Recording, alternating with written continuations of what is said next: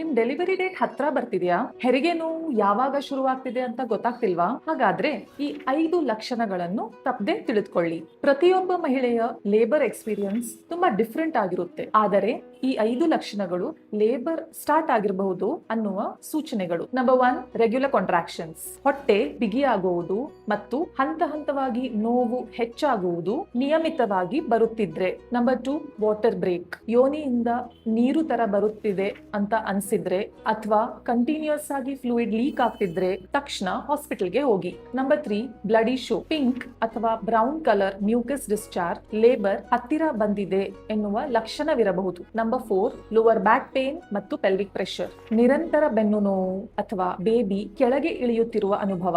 Number 5, contractions every 5 minutes. Contractions 5 ನಿಮಿಷಕ್ಕೊಮ್ಮೆ ಬಂದು ಸುಮಾರು 1 ನಿಮಿಷ ಮುಂದುವರೆದು 1 ಗಂಟೆಯವರೆಗೆ ಇದೇ ರೀತಿ ಇದ್ರೆ ಹಾಸ್ಪಿಟಲ್ಗೆ ಹೋಗುವ ಸಮಯ. ಲೇಬರ್ ಪ್ರತಿಯೊಬ್ಬರಲ್ಲೂ ಡಿಫ್ರೆಂಟ್ ಆಗಿರುತ್ತೆ. ಅನುಮಾನ ಇದ್ರೆ ಕಾಯ್ಬೇಡಿ, ತಕ್ಷಣ ನಿಮ್ಮ ಡಾಕ್ಟರ್ಗೆ ವಿಸಿಟ್ ಕೊಡಿ. ಈ ರೀಲ್ ಅನ್ನು ಈಗಲೇ ಸೇವ್ ಮಾಡ್ಕೊಳ್ಳಿ. ಹಾಗೆ ಡೆಲಿವರಿಗೆ ರೆಡಿ ಆಗ್ತಿರುವ ಪ್ರತಿಯೊಬ್ಬ ಪ್ರೆಗ್ನೆಂಟ್ ವುಮನ್ಗೆ ತಪ್ಪದೆ ಶೇರ್ ಮಾಡಿ.